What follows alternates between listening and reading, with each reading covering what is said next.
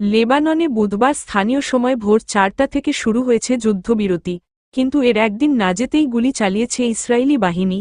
মূলত বাস্তুচ্যুত বাসিন্দারা তাদের ঘরবাড়িতে ফিরতে শুরু করেছে, সেখানে সন্দেহভাজনদের লক্ষ্য করে গুলি চালিয়েছে ইসরায়েলি সেনারা।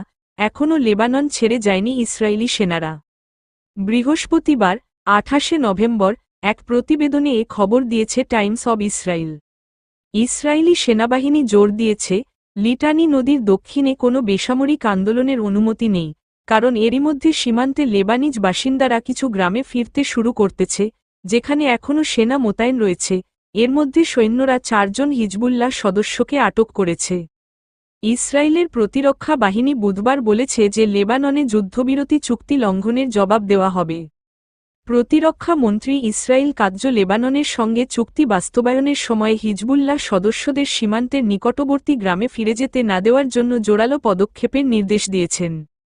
আইডিএফের মুখপাত্র রিয়ার অ্যাডমিরাল ড্যানিয়েল হাগারি একটি সংবাদ সম্মেলনে বলেছেন, আইডিএফ এর লক্ষ্য হল চুক্তি কার্যকর করা। আইডিএফ দৃঢ়প্রতিজ্ঞ এবং যেকোনো লঙ্ঘনের জবাব দেওয়া হবে আগুন দিয়ে।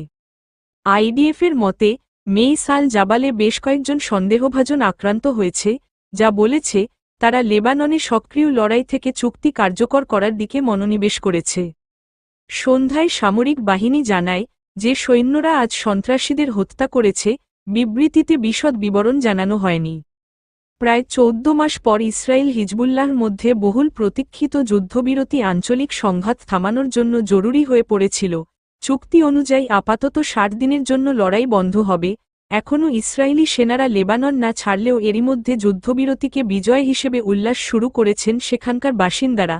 লেবাননের বৈরুত থেকে গ্রামে সবখানেই বিজয় মিছিল করছেন স্থানীয়রা। এদিকে লেবাননের স্পিকার নবিহ বেরি বাসিন্দাদের বাড়ি ফেরার আহ্বান জানিয়ে বলেন, আপনার ভূমি ও জন্মস্থানে ফিরে যান। তবে তিনি যুদ্ধকে দেশের ইতিহাসে সবচেয়ে বিপজ্জনক অধ্যায় হিসেবে উল্লেখ করেন। ইসরায়েলের প্রতিরক্ষা বাহিনী বুধবার বলেছে যে লেবাননে যুদ্ধবিরতি চুক্তি লঙ্ঘনের জবাব দেওয়া হবে।